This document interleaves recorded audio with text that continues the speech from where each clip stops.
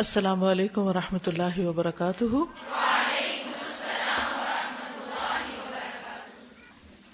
نحمده ونصلی علی رسوله الکریم، اما بعد فاعوذ باللہ من الشیطان الرجیم، بسم اللہ الرحمن الرحیم، رب اشرح لی صدری ویسر لی امری واحلل عقدۃ من لسانی یفقہوا قولی۔ کل ہم کان کے بارے میں پڑھ رہے تھے، وہیں سے ہم شروع کریں گے۔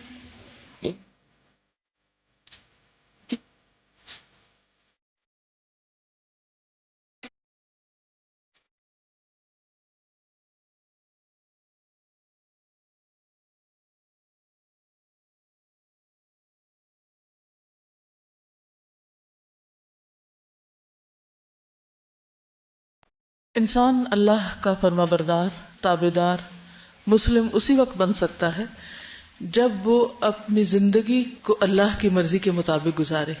زندگی کیا ہے؟ مختلف اعمال کا مجموعہ جو ہم اپنے اس عمر اور وقت کے حصے میں کرتے رہتے ہیں، جو بھی ہمیں ملا ہوتا ہے۔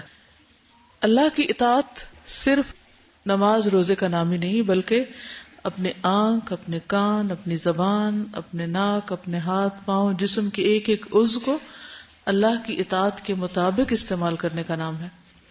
اب آپ دیکھیے کہ ہم کانوں کے بارے میں پڑھ رہے تھے، تو عموماً ہم کانوں سے وہ باتیں سننا چاہتے ہیں جو ہمارے دل کو مرغوب ہوتی، دل کو پسند ہوتی، خواہ وہ ہماری آخرت کے لیے نقصان دہ ہوں یا پھر ہماری جسمانی صحت کے لیے۔ ایک چیز جو بار بار لوگ کہتے ہیں وہ یہ کہ ہمیں میوزک سننا بہت پسند ہے، اور اس کے لیے وہ دن رات اور ہر موقع پر اپنی خوشی کا اہتمام میوزک یا موسیقی سن کر کرتے ہیں۔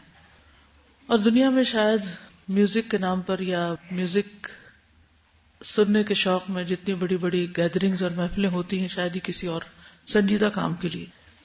ہم دیکھتے ہیں کہ دنیا بھر میں، خواہ کو مسلمان ملک ہو یا غیر مسلم، بغیر کسی کلچر اور بغیر کسی زبان اور بغیر کسی رنگ و نسل کے تمیز کے، تقریباً ہر جگہ پر ہی لوگوں کی سب سے بڑی گیدرنگز عموماً میوزک ہی کے لیے ہوتی۔ حج کا اجتماع ایک الگ چیز ہے، لیکن باقی جو انسانوں کی گیدرنگز ہیں، اکٹھ ہونا ہے، اجتماع ہے، وہ انٹرٹینمنٹ کے نام پر سب سے زیادہ ہوتا ہے، اور اس میں نمبر 1 میوزک ہے۔ ہم کبھی نہیں سوچتے کہ ایسی محفلوں کے اندر شرکت اور ان میں جو کچھ ہوتا ہے وہ ہماری آخرت کے لیے تو نقصان دہ ہے ہی، لیکن دنیا کے لیے بھی کتنا نقصان دہ۔ مثلاً کانسرٹس میں، خصوصاً جو میوزیکل راک کانسرٹس ہیں، اس میں اگر کوئی شخص اسپیکر کے سامنے بیٹھا ہو بالکل قریب اور وہ دھماکے پورے سن رہا ہو، تو صرف 7.5 منٹ میں اس کی سماعت خراب ہونا شروع ہو جاتی، یعنی اس کی ہیئرنگ کو نقصان ہوتا ہے، اور یہ ڈیمیج ریورسیبل نہیں ہوتا۔ کانوں کو جو نقصان ہو چکتا ہے اس سے وہ پھر ٹھیک نہیں ہوتا۔ بعض لوگوں کو آپ نے دیکھا ہوگا گاڑیوں کے اندر اتنی زور سے میوزک لگایا ہوتا ہے کہ وہ اس گاڑی کے اگر شیشے بند بھی ہوں تو یوں لگتا ہے کہ جیسے وہ پھٹ جائے گی، اور پھر دوسری گاڑیوں تک اس کی وائبریشن آ رہی ہوتی۔ بظاہر انٹرٹینمنٹ ہے، لیکن حقیقت میں انسان کی صحت کے لیے نقصان دہ ہے۔ ایمان اور دین کے لیے تو ہے ہی، جسمانی صحت کے لیے بھی نقصان دہ ہے۔ اسی طرح یہ ہے کہ گھر میں اگر کوئی شخص سگریٹ پیتا ہو تو اس کا دھواں جہاں پھیپھڑوں کے لیے اور باقی جسم کے ہر حصے کو نقصان دیتا ہے، اس میں اگر بچے ہیں خصوصاً اس گھر کے اندر، تو وہ دھواں جب ان کے کانوں کو جا کے ٹکراتا ہے تو مڈل ایئر کا انفیکشن ہو جاتا ہے، اس سے یعنی جو درمیانی کان ہے اس کا انفیکشن بھی ہو جاتا ہے، یعنی اس حد تک وہ زہریلا ہوتا ہے اور اس حد تک نقصان دہ۔ تو ہم سب کو اس بات کا اہتمام کرنا چاہیے کہ اپنے کانوں کی حفاظت کریں اور اس میں غیر ضروری آوازوں کے شور سے اپنے آپ کو بچائیں، اور اسی طرح شور پیدا کرنے سے بھی اپنے آپ کو بچائیں۔ دوسروں کو تکلیف نہ دینے میں یہ بات بھی آتی ہے کہ ہم کوئی بھی کام کرتے وقت احتیاط برتیں اور اس طریقے سے چیزوں کو رکھیں یا اٹھائیں یا کوئی بھی کام کریں کہ اس کا شور دوسرے کو ڈسٹرب نہ کرے۔ ضروری نہیں کہ صرف نیند کے وقت، بلکہ عام طور پر بھی، کیونکہ شور ایک ایسی چیز ہے، نوائز پولوشن جو ہے وہ اتنا ڈیمیجنگ ہے کہ اس سے انسانوں کے مزاج، ان کی طبیعت، ان سب چیزوں پر اثر ہوتا ہے۔ اس کے ساتھ ہی یہ کہ غور و فکر کرنے، سوچنے سمجھنے کی صلاحیتیں بھی متاثر ہوتی ہیں۔ پڑھنے والے پڑھ نہیں سکتے، عبادت کرنے والے عبادت نہیں کر سکتے، اور اسی طرح باقی لوگوں کے لیے اگر کوئی بیمار ہو تو اس کے لیے بھی تکلیف دہ چیز ہوتی ہے. لیکن بہت سے لوگ اس چیز کا احساس نہیں کرتے. راہ چلتے ہوئے بلند آواز سے لوگوں کو پکارنا، چیخنا چلانا اور اس طرح کی بہت ساری چیزیں جو ہماری آواز کی وجہ سے دوسروں کے لیے اذیت کا باعث ہوتی ہیں، ان سب سے بھی بچنا چاہیے. یعنی ہمیں صرف اپنے کانوں کی حفاظت نہیں کرنی بلکہ دوسروں کے کانوں کی بھی حفاظت کرنی. نوائز پولوشن پر آپ مزید ریسرچ بھی کر سکتے ہیں کہ کس طرح یہ انسانی صحت کے لیے نقصان دہ ہے. پھر یہ کہ کان بظاہر دیکھنے میں صرف سننے کا آلہ لگتا ہے، جیسے ناک صرف سونگھنے کا لگتا ہے لیکن اس کے اور بھی کام ہیں. اسی طرح کان بظاہر لگتا ہے کہ جیسے صرف سننے کے کام آتے ہیں، جبکہ ہمارے جسم کے جو مختلف اعضاء ہیں ان کی نمائندگی بھی کرتے ہیں. چائنیز طریقہ علاج میں جو آکوپنکچر وغیرہ ہے یا میگنیٹک تھراپی ہے، اس میں وہ جسم کے مختلف حصوں میں ایسے پوائنٹس انہوں نے تلاش کیے ہیں ریسرچ کے بعد کہ جن کو اگر اسٹیمولیٹ کیا جائے تو اس سے جسم کے کسی مخصوص اندرونی حصے کو جس تک ڈائریکٹ پہنچ نہیں ہوتی یا صرف سرجری ہی پہنچ سکتی ہے، ان حصوں کا علاج کیا جا سکتا ہے. تو کہا جاتا ہے کہ تقریباً 98 پوائنٹس ہیں کان کے اوپر یا تھوڑا سا اندر، کہ جہاں سے آپ جسم کے ان حصوں تک رسائی حاصل کر سکتے ہیں جن تک آپ بغیر سرجری کے نہیں پہنچ سکتے. اسی لیے ہم دیکھتے ہیں کہ نبی صلی اللہ علیہ وسلم نے وضو میں کانوں کے مسح کا حکم دیا ہے، اور یہ فرض ہے. یعنی مسح جو ہے وضو کے ارکان میں سے ہے، لیکن بہت سے لوگ اس مسح کو شعوری طور پر نہیں کرتے، بس ایسے ہی جلدی سے الٹی سیدھی انگلی پھیر لیتے ہیں. کیا آپ میں سے کسی کو صحیح مسح کرنا آتا ہے؟ کوئی کر کے دکھائے گا؟ کیسے کرتے ہیں مسح؟ دن میں 5 دفعہ اگر وضو کرتے وقت ہم پراپر مسح کرتے ہیں اور پوری وائبریشن ان سارے پوائنٹس کی ہو جاتی، تو صرف یہ وائبریشن یا اس کا جو ہلکا سا مساج ہے مسح کے تھرو، یہ ہماری پوری باڈی کو کس طرح فریش کر دیتا ہے. یعنی پانی تو کرتا ہی ہے وضو کا، لیکن اس کے ساتھ ساتھ کان کے اندر پراپر طریقے سے انگلی پھیرنا مزید صحت کا باعث ہے. یہ تو آپ کو معلوم ہے نا، اس وقت ہم جسمانی صحت کے بارے میں پڑھ رہے ہیں اور اس میں مختلف اعضاء کا کیا رول ہے. جی آپ بتائیے. اس میں یہ ہے کہ یہ ہاتھ آپ کریں گے پورا ہاتھ ڈھیلا کر، تو یہ 3 انگلیاں جو ہیں اس سے سر کا مسح پورا پیچھے لے جا کے اور اس کو واپس بھی لے کر آنا ہے. ہاں، انگوٹھا اٹھا لینا ہے. جب سر کا مسح کریں تو انگوٹھا ساتھ نہیں لگائیں. یہ 3 انگلیوں سے پیچھے جا کے پھر واپس آنا ہے، اور یہ 2 انگلیاں اسپیئر ہوں گی آپ کی، انڈیکس فنگرز اور یہ تھم، تو اس انگلیوں سے اندر کے سارے کان کا مسح پوری جو ساری لیئر ادھر، اور جو انگوٹھا ہے اس سے آپ پیچھے جائیں گے کان کے، پھر انگوٹھے کی بیک سائڈ سے آگے. تو اس میں اندر سے بھی شروع کر سکتے ہیں اور باہر سے بھی. یعنی میک شور یہ کرنا ہے کہ جتنی بھی لیئرز ہیں ان سب کا مسا ہوا ہے. ٹھیک ہے، اگر آپ باہر سے شروع کریں گے تو آپ دیکھیے یہاں سے شروع کر کے یہاں جا کے ٹھیک ہے پورا ہو جائے گا، اور یہ انگوٹھا جو ہے یہ پیچھے سے آ جائے گا. تو اس طرح پورے کان کا دن میں 5 بار مساج ہوتا ہے، پورا جسم کو یہ اسٹیمولیٹ کر دیتا ہے. یہاں تک جائے گی، سامنے سامنے، بالکل بہت اندر نہیں، بہت اندر تو جائے گی بھی نہیں. یہ جو ہماری شہادت کی انگلی جہاں تک جاتی ہے سہولت کے ساتھ، نہ تو کوئی پریشر دینا ہے، رگڑا شگڑا نہیں دینا، لیکن یہ کہ جتنا آپ اگر ایکچولی پچھلے دنوں کوئی خاتون آئی ہوئی تھی تو انہوں نے بتایا کہ وہ کسی چائنیز کے پاس گئی علاج کے لیے، یعنی ٹینشن اور کھچاؤ وغیرہ کا علاج کے لیے کچھ ان سے کنسلٹ کرنے کے لیے. تو انہوں نے کہا کہ اگر آپ اپنے اس حصے کو تھوڑی دیر بھی یوں کر کے مساج کریں گے، اوپر والے کو ہلکا ہلکا، پریس نہیں کرنا، کھینچنا نہیں، کچھ نہیں کرنا، تو آپ کی ٹینشن دور ہو جائے گی. تو وہ کہنے لگی میں نے ان سے کہا یہ تو ہم دن میں 5 دفعہ کرتے ہیں. تو کہتے پھر کیا مشکل ہے؟ لیکن ہوتا یہ ہے کہ طریقہ درست نہیں ہوتا، یعنی ہم اس کو یا تو چھوتے ہی نہیں، یا پھر یہ کہ بہت سخت چھوتے ہیں. تو اس میں ایک نیچرل وے میں اس کو ملنا ہے. عام طور پر بلڈ پریشر جب ہائی ہو جاتا ہے تو انہوں نے بتایا کہ کہا یہ جاتا ہے کہ یہ جو الگ سی جگہ لوگ کہتے ہیں نا اس کو کان کی جہاں کانٹا پہنتے ہیں، تو اس کو مساج کریں، اور جہاں کنال جو ہے اس کے اندر ہاتھ ڈال کے تو اس کو تھوڑا سا اوپر کی طرف اس کو کریں، تو اس سے فوری طور پر بی پی نارمل ہونے لگتا ہے. امی جو تھی وہ ہارٹ کی پیشنٹ تھی نا، تو ان کے ڈاکٹر جب ان کو چیک کر رہے تھے نا تو باتوں باتوں میں ہی ان کے ایسے کرتے رہتے تھے نا کہ اچھا آپ بتائیں اور یہ دوائی کھائی، یہ دوائی. ہو سکتا ہے کہ ان کو یہ معلوم ہو کہ کوئی ٹپ ہو کہ جس سے مریض جو ہے وہ بہتر فیل کرتا ہے. اس میں آپ یہ بھی دیکھیے کہ بعض اوقات ہم جب اپنے جسم کو خود کرتے ہیں تو اتنا نہیں ہوتا، جب کوئی اور ہمیں ہاتھ لگائے تو ایک دم ٹکلنگ بھی ہونے لگتی ہے. پھر اسی طرح یہ ہے کہ جیسے بچے ہیں، بچے جب سوتے نہیں ہیں یا رو رہے ہوتے ہیں یا بے چین ہوتے ہیں تو ان کے لیے بھی فائدہ مند ہوگا کہ اگر ان کے کان کے اوپر ہلکا ہلکا مساج کیا جائے. میں نے ایک خاتون کو دیکھا، وہ اپنے بچے کو سلا رہی تھی تو کان پہ بار بار ایسے کر رہی تھی، یعنی ٹیپ کر رہی تھی، تو بچہ سونے لگ گیا. تو اس سے مجھے لگا کہ جیسے کان اگر ریلیکس ہوتے ہیں تو نیند میں بھی آسانی ہوتی ہے. کن پٹی کی چوٹ بہت نقصان دہ ہوتی ہے. بالکل جی. یس، پھٹ جائیں گے بالکل. اور انسانی کان جو ہے وہ ایک مخصوص ڈیسیمل کی آواز سن سکتا ہے. اگر وہ اس سے زیادہ ہو جائے تو انسان کی موت واقع ہو سکتی. یہ بھی اللہ تعالیٰ کا کتنا بڑا احسان ہے کہ اس نے ہمارے کان جو ہیں وہ بہت مناسب جگہ پر رکھے. میں کبھی سوچتی ہوں کہ اگر آنکھوں کی جگہ کان ہوتے اور کانوں کی جگہ آنکھیں ہوتی تو ہماری شکل کیسی ہوتی. بعض جانور جو ہیں ان کے کان ہماری طرح سائڈ پر نہیں ہوتے. مثلا جھینگر کے کان ان کے گھٹنوں میں ہوتے ہیں جی. پھر اسی طرح ایک اور جانور، اس کے کان ان کے معدے میں ہوتے ہیں، سٹمک میں.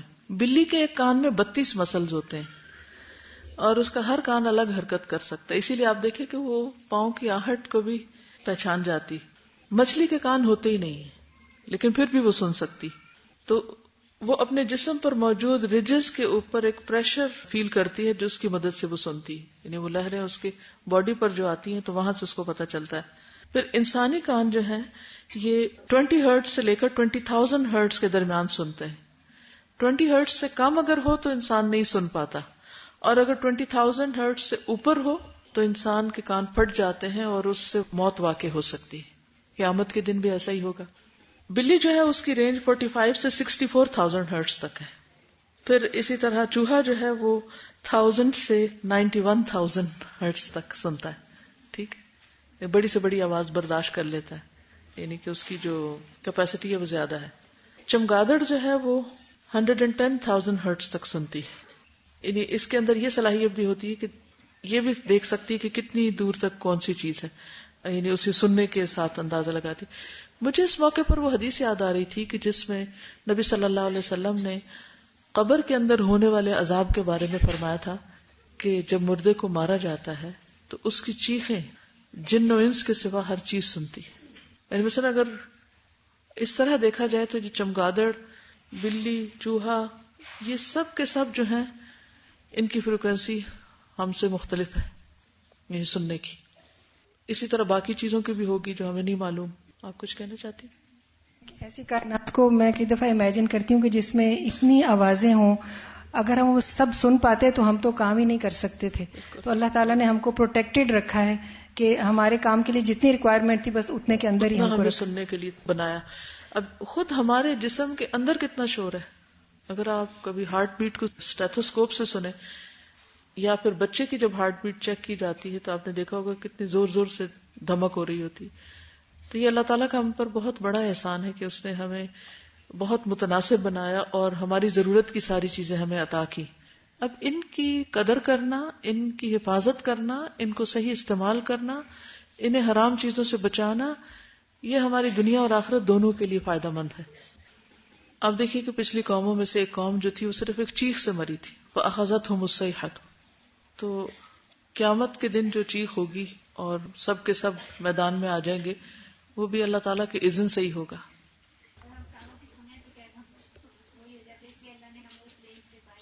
بہت اچھا پوائنٹ.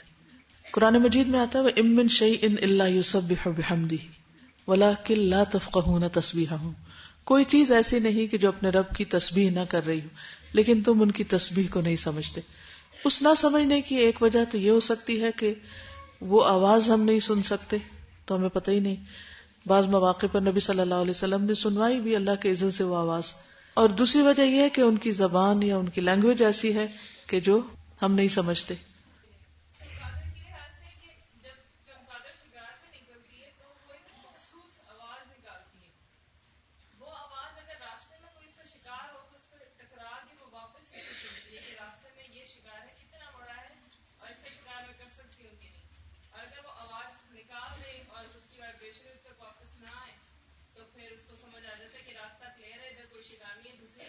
سبحان اللہ. تازہ بہرے لوگوں کا جو ہاسپٹل ہے یہاں پر جی سیکٹر میں، وہاں پر ایک بچی کو ہیئرنگ ایڈ لگوانے کے لیے لے کے گئے تھے ایک دفعہ چند سال پہلے. تو اس کو کچھ سنائی نہیں دے رہا تھا، میرے پاس رہتی تھی اور بالکل پرسکون ہوتی تھی نا، کچھ بھی ہو رہا ہو شور ہنگامہ. لیکن اس دن میں نے دیکھا کہ اس کے اتنا اضطراب اور اتنی تکلیف اور اتنا پین تھا. جب انہوں نے ہیئرنگ ایڈ لگائی تو ہم جس روم میں تھے تو وہ ساؤنڈ پروف تھا بالکل، وہاں اندر کوئی آواز نہیں آ رہی تھی. اسی طریقے سے بلیک انہوں نے، اور اس میں انہوں نے ٹیسٹ کیا کہ صحیح کر رہا ہے کام نا. تھوڑی دیر وہاں بیٹھے اینڈ دین انہوں نے ہم سے کہا کہ اب آپ جائیں. جیسے ہی ہم اس روم سے باہر نکلے، آفیسز کی کسی نے بیل بجا رہے ہیں، کوئی شور کر رہے ہیں، کوئی وہاں سے لے کے جا رہے ہیں. اس کی شکل پر اضطراب اور اتنی تکلیف تھی کہ میں سوچی تھی کہ یہ تو اس کے بغیر ہی مطلب اس کو کیا مل رہا ہے نا. میں سوچنے لگی کہ اس کو پھر سافٹ آواز میں تلاوت سنانی چاہیے، لیکن اس کو ہر آواز اتنی تکلیف دے رہی تھی. اور تب پہلی دفعہ مجھے اندازہ ہوا کہ ساؤنڈ پولیوشن کیا چیز ہے اور وہ انسان پر کتنی تکلیف دہ اثر ڈالتی ہے. بالکل اس کی روح پر اثر انداز ہوتی ہے. روح پر اثر ڈالتی. میں یہ سوچ رہی تھی کہ حضرت سلیمان علیہ السلام کو بھی تو اللہ تعالیٰ نے خاص صلاحیت دی تھی کہ چونٹی کی آواز بھی سن رہے ہیں اور ہدہد کی آواز بھی سن رہے ہیں. ان اللہ یسمع من یشاء، اللہ جس کو چاہتا ہے سنوا دیتا ہے اور جو چاہتا ہے سنوا دیتا ہے. جی ڈپریشن، تھک جائیں گے آپ.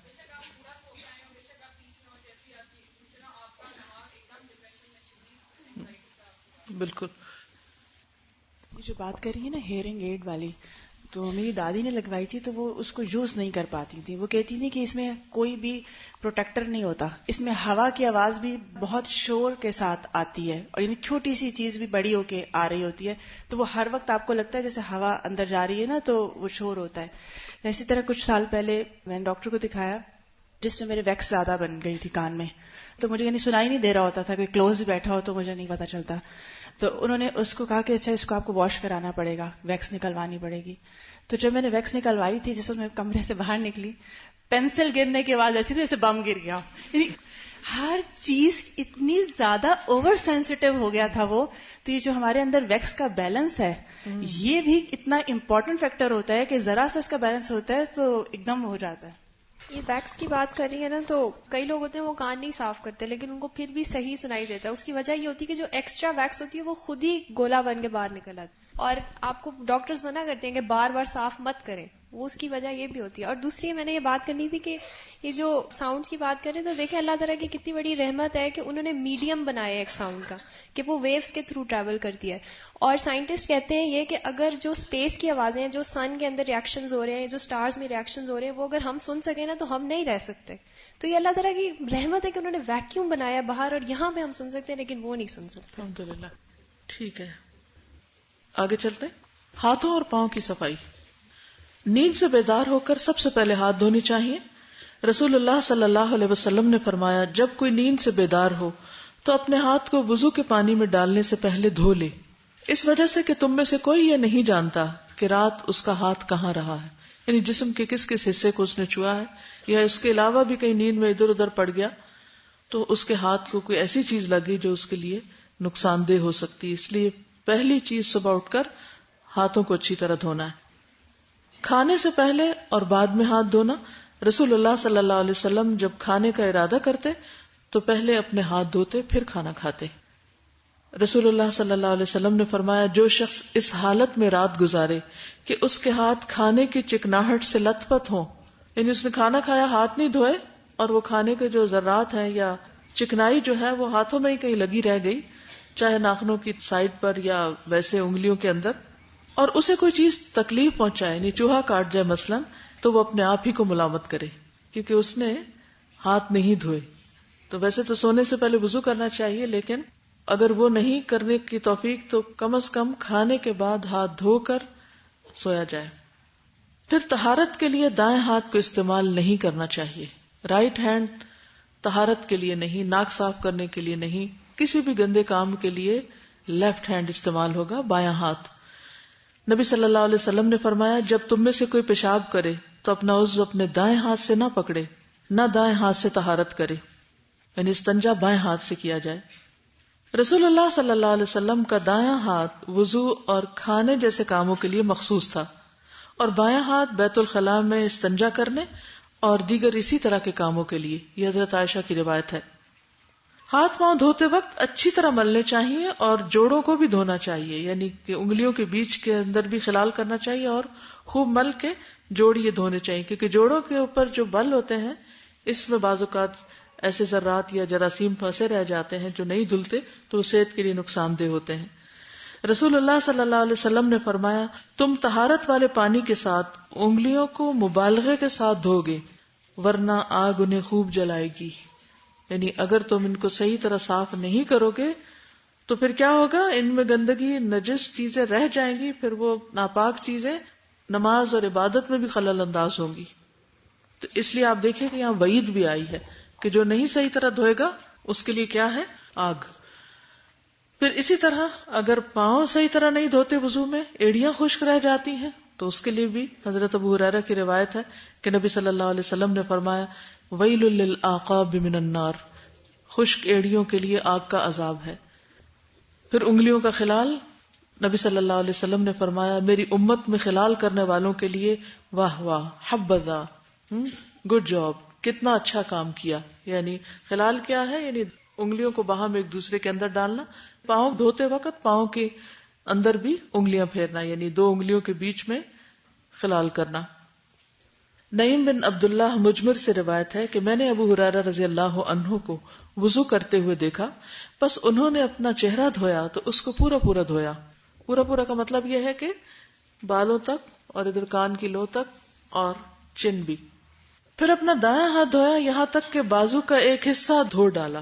دایاں ہاتھ دھویا تو کس طرح، یعنی یہاں تک. پھر بایاں ہاتھ بھی بازو تک دھویا، اور جو وضو کے لیے دھوتے ہیں تو پھر کونیوں تک. پھر اپنے سر کا مسح کیا، پھر دایاں پاؤں پنڈلی تک دھویا، پھر بایاں پاؤں پنڈلی تک دھویا، ٹخنے سمیت یعنی. پھر فرمایا میں نے اسی طرح رسول اللہ صلی اللہ علیہ وسلم کو وضو کرتے ہوئے دیکھا اور کہا کہ رسول اللہ صلی اللہ علیہ وسلم نے فرمایا پورا اور کامل وضو کرنے کی وجہ سے تم لوگ قیامت کے دن روشن پیشانی اور روشن ہاتھ پاؤں والے ہوگے. بس تم میں سے جو طاقت رکھتا ہے وہ اپنی پیشانی اور ہاتھ پاؤں کے نور کو لمبا اور زیادہ کر سکے تو کر لے. یعنی دنیا میں جتنا اہتمام سے تم وضو کرو گے اتنی ہی زیادہ بہتر چمک پاؤ گے آخرت میں. یہ صحیح مسلم کی روایت ہے. پھر اسی طرح ناخنوں کو تراشنا، ناخنوں کو صاف کرنا. آج کل کیا ہو رہا ہے ہمارے ہاں، ہر دوسرا شخص ناخن بڑھانے کو قابل فخر بات سمجھتا ہے، حالانکہ ناخن بڑھانا کس سے مشابہت رکھتا ہے، جانوروں سے. لیکن نظر ہے نا فرق، تو اس لیے وہ ویسے ہی دکھتے ہیں. شیطان کا کام کیا ہے، وہ برے اعمال کو کیا بنا کے دکھاتا ہے، خوبصورت. زین لہم الشیطان اعمالہم، انسانوں کے اعمال جو برے اعمال ہوتے ہیں ان کو شیطان خوبصورت بنا کے دکھاتا ہے. اتنا خوبصورت، اتنا اٹریکٹیو کہ بعض اوقات انسان کو اس میں برائی دکھتی ہی نہیں. اگر کوئی سمجھانے کی یا منع کرنے کی کوشش کرے تو انسان سننا بھی نہیں چاہتا کہ یہ کیا بات کر رہے ہو، سب لوگ ایسے ہی کرتے ہیں. رسول اللہ صلی اللہ علیہ وسلم نے فرمایا زیر ناف بالوں کا مونڈنا، ناخن کاٹنا، مونچھوں کا کتروانا فطری چیزیں ہیں، یعنی فطرت کا حصہ ہیں. ہاتھوں کو جب مل کے دھویا جائے گا تو اس میں آپ دیکھیے کہ ناخن کی جو جڑ ہوتی ہے بعض اوقات وہاں سے گوشت اکھڑا ہوا ہوتا ہے یا بعض لوگوں کا تھوڑا خراب ہوتا ہے تو اس میں پانی نہیں پہنچتا پوری طرح، یا میل مٹی پھنسی رہ جاتی ہے تو وہ دھلتی نہیں، یا گھی یا کھانا یا کوئی اگر آپ نے کٹنگ کی ہے یا خاص چیز کوئی بنائی ہے تو وہ بھی بیچ میں پھنس جاتی. بعض لوگ آٹا گوندتے ہیں تو وہ پوری طرح صاف نہیں کرتے اپنے ہاتھ کو، یا روٹی بناتے ہیں تو اس وقت ناخنوں کو پوری طرح صاف نہیں کرتے، جس سے آٹے کا کچھ حصہ چپکا رہ جاتا ہے اور وہ خشک ہو جاتا ہے. اور پھر اگر اس کے بعد وضو کرتے ہیں تو وضو نہیں ہوتا، اور اگر ہاتھ دھوتے ہیں تو وہ جگہ پھر بھی دھلتی نہیں، صاف نہیں ہوتی. تو اس لیے بہت ضروری ہے کہ انسان بہت اہتمام کے ساتھ اپنے ہاتھ پاؤں کو دھوئے. اسی طرح ایڑیاں کب خشک رہ جاتی ہیں، آج کل کے موسم میں عام طور پہ ایڑیاں خشک ہو جاتی ہیں، پورا جسم میں خشک ہو جاتا ہے. تو اس میں ایڑیوں کو پھر پراپر طریقے سے دھونا چاہیے. صرف اوپر سے پانی بہا لینا کافی نہیں، بلکہ ان کو مل کے دھونا چاہیے، یا اگر ایسا موقع ہو کہ رگڑ سکے تو ان کو رگڑ دینا چاہیے تاکہ ڈیڈ سیلز ہٹ جائیں اور آپ کا پاؤں پوری طرح دھل جائے، کیونکہ وضو کے ارکان میں سے ہے. جی آپ فرمائیں.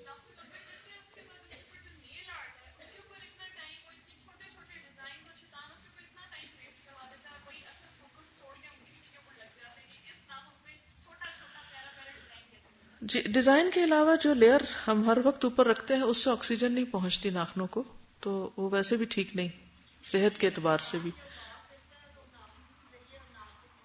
جی عام طور پہ سردی یا کئی بیماریاں جو ہیں وہ ناخنوں کے ذریعے جسم میں داخل ہوتی ہیں، پاؤں اور ناخنوں کے ذریعے. اسی طرح پہلے بھی یہ بات ہوئی کہ ناخن وغیرہ پر جادو بھی ہوتا ہے، اور شیطان کہتے ہیں کہ جو وار کرتا ہے وہ بھی ناخنوں کے ذریعے. آپ ایسے کہ رائٹ ہینڈ کے چھوٹی انگلی سے شروع کر کے لیفٹ ہینڈ کی چھوٹی پہ ختم کر دیں، ایک اسٹریٹ. آپ بتائیے. اسپیشلی پاؤں کے نیلز میں یوزلی ایسا ہوتا ہے کہ اگر ان کو صحیح طریقے سے نہ کاٹا جائے تو ان گرون نیلز کی بیماری ہو جاتی ہے، جو کہ سائڈ سے جو نیل ہے وہ اسکن کے اندر دھس جاتا ہے اور وہ پھر انفیکشن کاز کرتا ہے.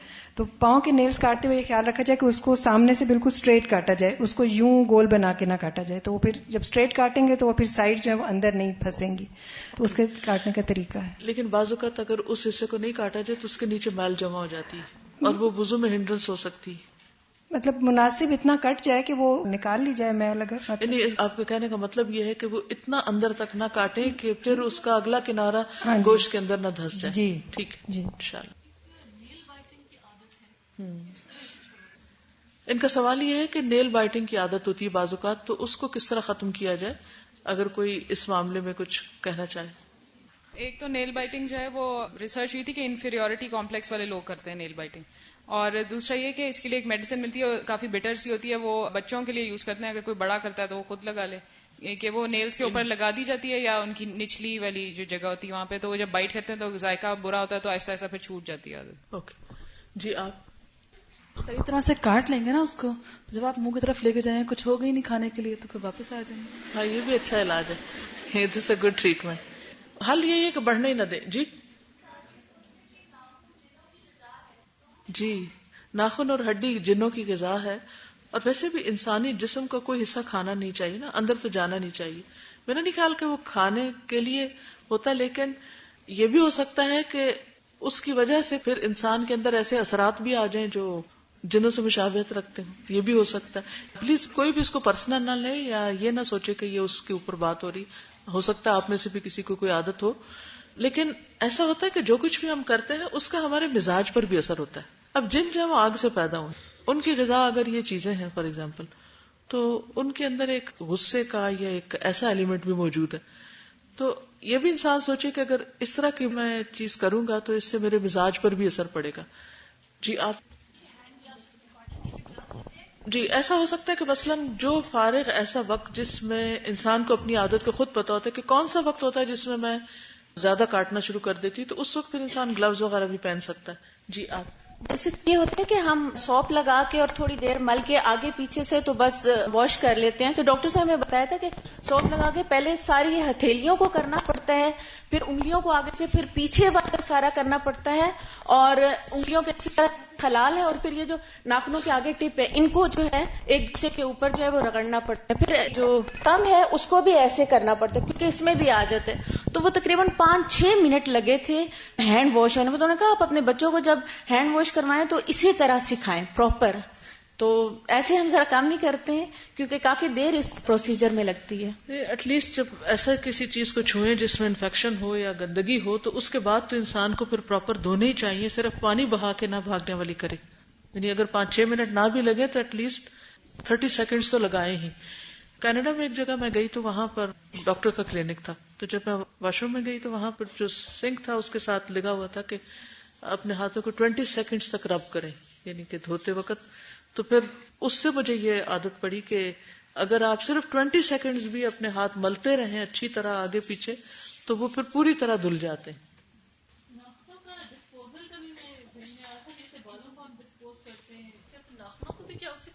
بہتر یہی ہے، خصوصاً ایسی جگہ پر جیسے پبلک پلیس میں ہو یا آپ کو پتا ہو کہ یہاں یہ مس یوز ہو سکتے ہیں، تو اس صورت میں کافی احتیاط برتیں.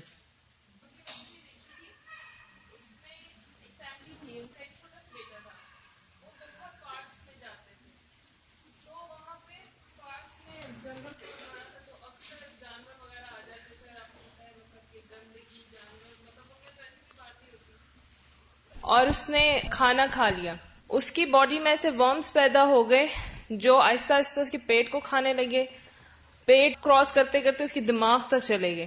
مطلب ہاتھ نہ دھونے کا اتنا بڑا نقصان. وہ اچھا خاصا نارمل بیبی وہ پیرالائز ہو گیا, اور مطلب دماغی اس کا ایک پورشن آلموسٹ کھا گئے تھے.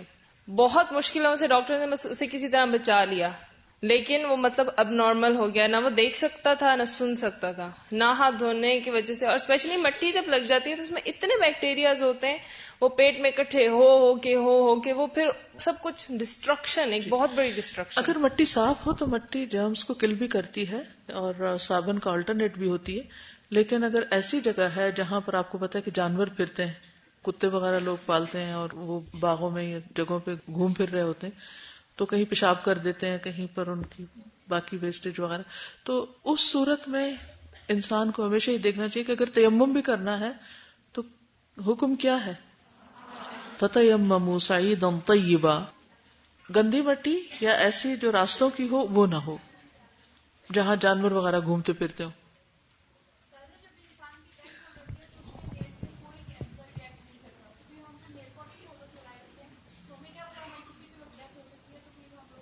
جی, سب سے بڑی بات تو یہ کہ اگر آپ وضو سے پاک نہیں ہوئے تو وہ جو پاکیزگی کی ایک کیفیت اور ایک سکون کی کیفیت ہے وہ نہیں نصیب ہوگی, پھر عبادت قبول نہیں ہوگی.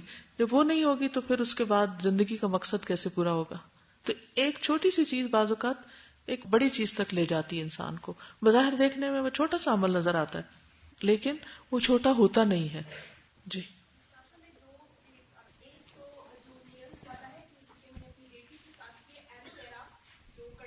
ایلو ویرا جیسے ہم لوشن لگاتے ہیں ایسے ایلو ویرا لگا لیں. بالکل. ایک یہ تھا, اور دوسرا یہ کہ جو ابھی میں یہ پڑھ رہی ہوں تو میرے لیے بڑی تکلیف دہ چیز ہے کہ خشک ایڑیوں کو عذاب دیا جائے گا. تو میری ایک پریکٹیکل سی ٹپ ہے. ایک تو یہ کہ آپ کا لوشن آپ کے جائے نماز کے پاس ہونا چاہیے کہ وضو کر کے جب آپ نماز کے لیے جائیں تو آپ وہ لگائیں. اور اس کی جگہ ایک اور اس سے بھی زیادہ افیکٹو چیز کہ آپ اگر اولیو آئل اپنے وضو کے وہ جو جگہ ہے وہاں رکھیں, اس کے بعد آپ اس کا مساج کر لیں تو تقریباً 3 سے 4 وضو تک سردیوں میں آپ کی ایڑیاں بالکل خشک نہیں ہوتی, اور اگلے وضو میں بڑا ایک سلپری اور اسموتھ سا افیکٹ آتا ہے اور آپ کو خود کو بھی اچھا لگتا ہے, تسلی سے ہوتی. اس کے علاوہ یہ ہے کہ جیسے فجر کی نماز پڑھ کر وضو کی حالت میں اگر آپ ویزلین یا کوئی بھی ایسے پیٹرولیم جیلی لگا کے ایک دفعہ آپ جرابیں پہن لیں اور باقی نمازوں میں آپ صرف مسح کرتے جائیں, اور اس کے بعد اگر اگلے دن آپ دیکھیں گے تو آپ پہلے سے بہتر ہوں گے. پھر اگلے دن صبح اگر آپ دھو رہے ہیں تو اس میں کوئی بھی چیز خشک باقی نہیں رہے گی. جی جی, وضو میں خشک نہ رہے. وضو دن میں 5 دفعہ کرنا ہوتا ہے تو اس لیے ویسے ڈرائی ہو جاتی ہے تو ظاہر ہے کہ سب کو کچھ نہ کچھ تکلیف ایسی ہو جاتی ہے, لیکن چونکہ اس کا تعلق وضو سے ہے تو وضو نہیں ہوگا اگر خشک رہے گی.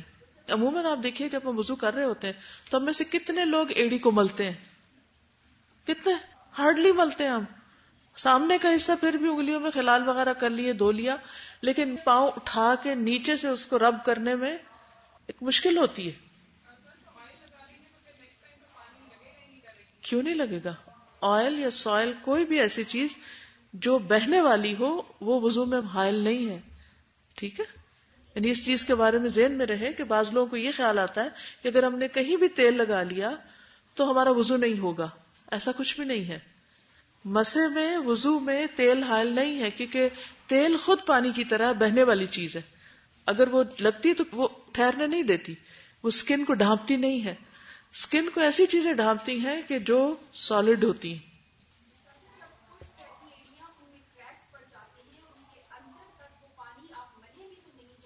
بالکل صحیح کہا آپ نے. ایڑیاں جب خشک ہوتی ہیں تو کریکس پڑتے ہیں, کریکس کے اندر انفیکشن ہوتا ہے, بعض اوقات اس میں مزید مٹی اور گندگی اور جرمز پھنس جاتے ہیں. طہارت پوری نہیں ہوتی, طہارت کے تقاضے پورے نہیں ہوتے. ٹھیک, یعنی ان چیزوں میں احتیاط کی ضرورت کیوں ہے؟ تاکہ ہم پاک صاف ہو کر اللہ کے حضور حاضر ہوں. شروع کی وحی میں یہ آ گیا تھا نا, وَالرُّجْزَ فَاهْجُرْ, ہر طرح کی گندگی کو اپنے سے الگ کر دیں, چاہے وہ ناخنوں کے اندر ہے, چاہے وہ ان جوڑوں کے اوپر جو لکیریں ہیں ان کے اندر, سلوٹیں یا بل جو ہیں ان کے اندر, یا خشک ایڑیوں کے اندر, کہیں پر بھی. دیکھیے سمپل سا طریقہ ہے, اسکربر جو ہوتا ہے مٹی کا اور وہ بالکل جھاما جو دیسی قسم کا ہوتا ہے, اگر وہ آپ نہانے والی جگہ پہ رکھ لیں تو جب نہاتے ہیں نا تو پاؤں بالکل نرم ہو جاتے ہیں. تو آپ آخری چیز پاؤں دھونے سے پہلے اگر تھوڑا سا بھی اپنے آپ کو رگڑ لیں تو وہ ساتھ کے ساتھ صفائی ہوتی جاتی، پھر کوئی چیز جمع نہیں ہوتی. اور پرسوں جو ہم سن رہے تھے کہ نہانے کے بعد اگر سرسوں کا تیل لگا لیا جائے پاؤں کے انگوٹھوں کو تو 100 سال کی عمر بھی ہو تو نگاہ کمزور نہیں ہوتی. کتنے کام کی چیز ہے. ایسی جتنے بھی آپ کے پاس اچھی ٹپس ہیں ان سب کو کمپائل کر لیجئے، باہر بورڈ پہ لگا دیجئے. جب آپ فارغ ہو تو اپنے پاس نوٹ بھی کر سکتے ہیں، اور اس میں سے جو جس کو سوٹ کرے، جس کے لیے جو سہولت ہو اس پر عمل کر لے. اس کے بعد غسل، پورے جسم کو صاف رکھنا. غسل کے آداب قرآن مجید میں آتا ہے وَإِن كُنتُمْ جُنُبًا فَاطَّهَّرُوا وَإِن كُنتُمْ مَرْضَىٰ أَوْ عَلَىٰ سَفَرٍ أَوْ جَاءَ أَحَدٌ مِّنكُم مِّنَ الْغَائِطِ أَوْ لَامَسْتُمُ النِّسَاءَ فَلَمْ تَجِدُوا مَاءً فَتَيَمَّمُوا صَعِيدًا طَيِّبًا فَامْسَحُوا بِوُجُوهِكُمْ وَأَيْدِيكُمْ مِنْهُ مَا يُرِيدُ اللَّهُ لِيَجْعَلَ عَلَيْكُمْ مِنْ حَرَجٍ وَلَكِنْ يُرِيدُ لِيُطَهِّرَكُمْ وَلِيُتِمَّ نِعْمَتَهُ عَلَيْكُمْ لَعَلَّكُمْ تَشْكُرُونَ. اگر تم جنابت کی حالت میں ہو تو نہا کر طہارت حاصل کرو. اگر تم مریض ہو یا سفر میں ہو یا تم میں سے کوئی شخص رفع حاجت کر کے آئے یا تم نے عورتوں کو چھوا ہو پھر تمہیں پانی نہ مل رہا ہو تو پاک مٹی سے کام لو، پھر اس سے اپنے چہروں اور ہاتھوں کا مسح کر لو.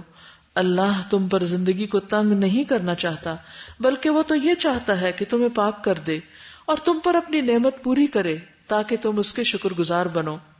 نبی صلی اللہ علیہ وسلم نے فرمایا اللہ تعالیٰ کا ہر مسلمان پر حق ہے کہ ہر 7 دن میں ایک دن وہ غسل کرے.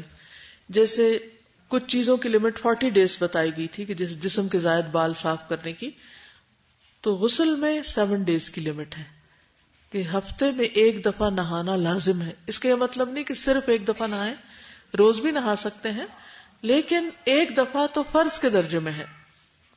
نبی صلی اللہ علیہ وسلم نے فرمایا 3 چیزیں مسلمان پر حق ہیں: جمعہ کے دن غسل کرنا، مسواک کرنا، اور اگر خوشبو پائے تو لگا لے.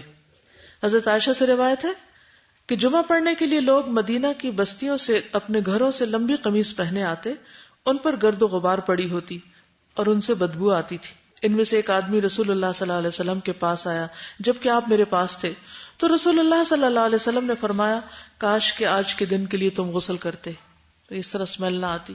حضرت عائشہ فرماتی تھی لوگ اپنے کاموں میں مشغول رہتے اور جمعے کے لیے اسی میل کچیل والی حالت میں آ جاتے، اس لیے ان سے کہا گیا کہ کاش تم لوگ غسل کر لیا کرتے. ابو رافع کہتے ہیں کہ ایک دن رسول اللہ صلی اللہ علیہ وسلم اپنی ازواج کے پاس تشریف لے گئے اور آپ ہر ایک کے پاس غسل کرتے تھے. میں نے عرض کیا آپ ایک ہی بار کیوں نہیں غسل کرتے؟ تو آپ نے فرمایا یہ عمل زیادہ صاف اور بہتر اور پاکیزہ ہے. پھر یہ کہ جس جگہ غسل کیا جائے وہ جگہ صاف ہو. آپ صلی اللہ علیہ وسلم نے فرمایا تم میں سے کوئی ٹھہرے ہوئے پانی میں جو جاری ہو پیشاب نہ کرے اور پھر اسی میں غسل کرنے لگے، یعنی جس پانی سے نہانا ہو وہ پانی پاک ہونا چاہیے. رسول اللہ صلی اللہ علیہ وسلم نے فرمایا تم میں سے کوئی جنابت کی حالت میں ٹھہرے ہوئے پانی سے غسل نہ کرے کیونکہ وہ پاک نہیں ہوگا. کسی نے پوچھا وہ آدمی کیسے غسل کرے؟ فرمایا اس میں سے پانی علیحدہ لے لے اور غسل کرے، یعنی ٹھہرے ہوئے پانی سے نہیں بلکہ الگ نکال کے. غسل کا طریقہ کیا ہے؟ میمونہ رضی اللہ عنہا فرماتی ہیں میں نے نبی صلی اللہ علیہ وسلم کے لیے غسل کا پانی رکھا تو آپ نے اپنے ہاتھ 2 مرتبہ یا 3 مرتبہ دھوئے، پھر اپنے بائیں ہاتھ پر ڈالتے ہوئے اپنی شرمگاہ کو دھویا، پھر زمین پہ ہاتھ رگڑا یعنی مٹی سے اپنے ہاتھ کو صاف کیا، اس کے بعد کلی کی اور ناک میں پانی ڈالا اور اپنے چہرے اور ہاتھوں کو دھویا، پھر اپنے سارے بدن پر پانی بہا لیا اور اپنی جگہ سے ہٹ کر دونوں پاؤں دھوئے. آخری چیز کیا تھی؟ پاؤں دھونا، کیونکہ ساری اوپر کی میل کچیل پاؤں پہ آ کے جمع ہو جاتی ہے تو پھر اس کو آخر میں صاف کر لینا چاہیے. حیض اور نفاس والی عورت کو بھی ان ایام میں اپنی صفائی ستھرائی کا خیال رکھنا چاہیے. دوران حیض یا نفاس غسل کیا جا سکتا ہے، کہ بعض لوگ سمجھتے ہیں کہ اس وقت نہانا نہیں چاہیے، نہا سکتے ہیں. اسماء بنت امیس رضی اللہ عنہا نے شجرہ کے مقام پر ذوالحلیفہ میں محمد بن ابی بکر کو جنم دیا تو رسول اللہ صلی اللہ علیہ وسلم نے ابو بکر کو حکم دیا کہ وہ انہیں غسل کر کے احرام باندھ کر تلبیہ کہنے کا حکم دے. یعنی ابھی بچہ پیدا ہوا تھا تو تھوڑی دیر کے بعد ہی انہوں نے غسل کر لیا. ہمارے یہاں لوگ 40 ڈیز تک نہیں نہاتے، تو یہ بیماریاں پیدا کرتا ہے. بعض اوقات انفیکشن ہو جاتے ہیں اور وہ بڑھتے جاتے ہیں کیونکہ صفائی کا انتظام نہیں ہوتا. بعض علاقوں میں تو اب واٹر برتھ ہوتی پانی کے ذریعے اور پھر برتھ کے فوراً بعد پانی کے ٹب میں ڈال دیا جاتا ہے. ایک عورت نے رسول اللہ صلی اللہ علیہ وسلم سے پوچھا کہ میں حیض کا غسل کیسے کروں؟ آپ نے فرمایا کستوری میں بسا ہوا کپڑا لے کر اس سے پاکی حاصل کرو. یعنی جیسے ٹشو وغیرہ ہے اور اگر اس میں خوشبو لگی ہوئی ہے تو اپنے ایسے حصوں کو کہ جہاں اسمیل آتی ہے وہاں خوشبو لگانی چاہیے. اس نے پھر پوچھا کیسے پاکی حاصل کروں؟ آپ نے فرمایا اس سے پاکی حاصل کرو یعنی خوشبو لگے کپڑے سے. اس نے دوبارہ پوچھا کس طرح؟ آپ نے فرمایا سبحان اللہ پاکی حاصل کرو. یعنی میں اس سے زیادہ کیا ایکسپلین کروں. حضرت عائشہ کہتی ہیں کہ پھر میں نے اس کو اپنی طرف کھینچ لیا, یعنی وہ بار بار سوال کر رہی تھی تو میں نے اسے پھر بتایا کہ جن جگہوں پر خون لگتا ہے ان کے اوپر خوشبو والا کپڑا پھیرو. ٹھیک ہے, یعنی نہانے کے بعد بھی مزید صفائی کا اور خوشبو لگانے کا اہتمام کرنا چاہیے. آپ خود سوچئے کہ جس جگہ پر مسلسل خون لگا رہا ہو وہ جگہ کیسے صاف ہو سکتی ہے, اور اس کے اپنے اثرات ہوتے ہیں اور پھر بعد میں دوسرے لوگوں تک بعض اوقات بو پہنچ رہی ہوتی ہے. اس صورت میں بہت احتیاط برتنے کی ضرورت ہے. اور پیریڈز کے دوران بھی, یعنی جب آپ پیڈ چینج کریں تو اپنے آپ کو صاف ستھرا کریں, اور اگر ڈیوڈرنٹ کا استعمال اس وقت کر لیں اور وہ ڈیوڈرنٹ الگ رکھیں, اسے باقی جسم پر نہیں لگائیں. بعض اوقات جو رول آن ہوتا ہے وہ گندی جگہ پر اگر پھیرا جائے یا ایسی اسمیل والی جگہ پر تو کیا ہوتا ہے کہ وہ رول آن گندگی کو اندر ہی رول کر دیتا ہے اور پھر اس سے مزید صفائی نہیں ہوتی. حالت عدت میں جبکہ عام طور پہ خوشبو لگانے کی اجازت نہیں, اس میں بھی غسل کے بعد خوشبو لگانے کی رخصت دی گئی ہے. حضرت ام عطیہ کہتے ہیں ہمیں عدت کے دنوں میں حیض کے غسل کے بعد کست اظفار خوشبو استعمال کرنے کی رخصت دی گئی. ایک اور روایت میں آتا ہے نبی صلی اللہ علیہ وسلم نے فرمایا حیض اور نفاس والی عورتیں جب میقات پر آئیں تو غسل کر کے احرام باندھ لیں اور حج کے تمام ارکان ادا کریں سوائے طواف کعبہ کے. کیا یہ بات سب کو سمجھ آ گئی ہے کہ اپنی صفائی دھلائی کے بعد اس پر خوشبو بھی لگانی ہے؟ نہیں سمجھ آئی؟ آ گئی ہے. عمل کریں گے اس پر. اگر سب اس پر عمل کرنے لگے تو آپ یقین کریں کہ گھروں کی اور اداروں کی فضائیں بہت صاف ستھری ہو جائیں. اس میں ایک چیز بتانا چاہوں گی کہ خوشبو کے لیے ٹیلکمز بالکل یوز نہ کریں اپنے لوور پارٹس میں, کیونکہ وہ کینسر کاز کرتے ہیں یوٹرس کا. اور سیکنڈلی وہ جو ان گروئنگ ٹو نیلز کی بات ہوئی تھی نا, تو ٹو نیلز کا پرابلم صرف بگ ٹو کے ساتھ ہوتا ہے, تو اس کے نیلز کو بالکل اسٹریٹ کٹ کرنا چاہیے. اوکے جی, نہانے کے بعد اگر پھٹکڑی لگائیں تو اس سے بھی اسمیل نہیں آتی. جی, کچھ لوگوں کو جیسے حیض کا پرابلم ہو رہا ہوتا ہے, کم آنا یا کوئی ایسا درد کا پرابلم, تو اس میں بھی کچھ لوگ سجیسٹ کرتے ہیں کہ اگر پیڈنگ کے وقت اس میں خوشبو لگا لی جائے تو وہ شیاطین کو روکنے کا باعث بنتی ہے, کیونکہ شیاطین خوشبو سے بھاگتے ہیں نا, تو اس وقت خوشبو کا استعمال کرنا جو ہوتا ہے حیض کے دنوں میں وہاں پہ, تو وہ اس کی بیماری کو بھی روک رہا ہوتا ہے کیونکہ وہ شیطانی عمل کو روک دیتا ہے. بال ڈائی کرنے کا کیا حکم ہے؟ ایک تو کہ نیچرل کلر ہو, نیچرل سٹف ہو جس سے آپ ڈائی کریں, یعنی کہ کیمیکلز نہ ہو. تیسرا یہ کہ بالکل سیاہ رنگ استعمال نہ کریں.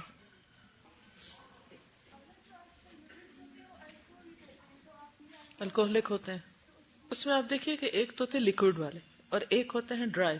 ٹھیک ہے, نبی صلی اللہ علیہ وسلم نے تو کستوری بتائی ہے, بہت ہی مہنگی چیز ہے, اگر اویلیبل ہو تو ٹھیک ہے, ورنہ پھٹکڑی کا استعمال کر لیں تاکہ ایٹ لیسٹ اسمیل تو ختم ہو.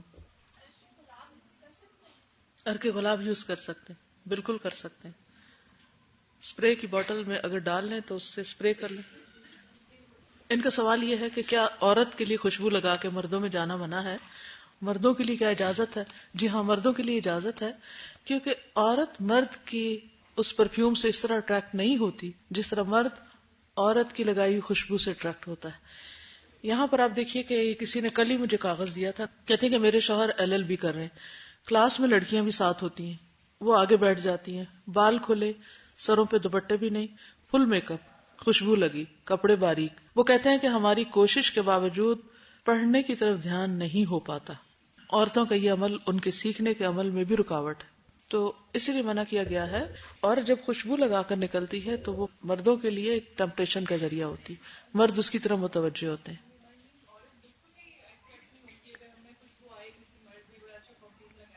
ایکسیپشنل چیزیں ہو سکتی ہیں, لیکن دونوں کے مزاج میں چونکہ فرق ہے اس لیے اس فرق کی وجہ سے یہ بات رکھی گئی. دیکھیے, اگر عورت اٹریکٹ ہو بھی, فار ایگزامپل اول تو نہیں ہوتی, لیکن اگر ہو بھی تو اتنا نقصان دہ نہیں جتنا کوئی مرد اگر اٹریکٹ ہوا عورت کی طرف تو نقصان دہ. یہی میرا کہنے کا مقصد ہے کہ وہ آگے فردر ایکشن نہیں لیتی اس طرح جس طرح مرد فردر ایکشن لے سکتا. آپ نے دیکھا ہوگا خصوصاً ہمارے ہاں کسی بازار میں عورت اگر اس طرح جا رہی ہو, اگر رش والا بازار ہو, تو مرد کس طرح اس کے جسم کو بعض اوقات ہاتھ لگاتی ہیں, چھیڑتے ہیں, یا اس طرح کی بہت سی چیزیں دیکھنے میں آتی ہیں. کبھی آپ نے دیکھا کہ کوئی عورت بھی مردوں کو اس طرح چھیڑ رہی ہو؟ اس ہفتے انشاءاللہ آپ کو نئی اسائنمنٹ مل جائے گی جو ایک چیک لسٹ کے اوپر ہے, جو کچھ ہم نے پڑھا ہے اس پر عمل کتنا ہو رہا ہے. اوکے, سبحانک اللہم و بحمدک اشہد ان لا الہ الا انت استغفرک و اتوب الیک. السلام علیکم و رحمۃ اللہ وبرکاتہ.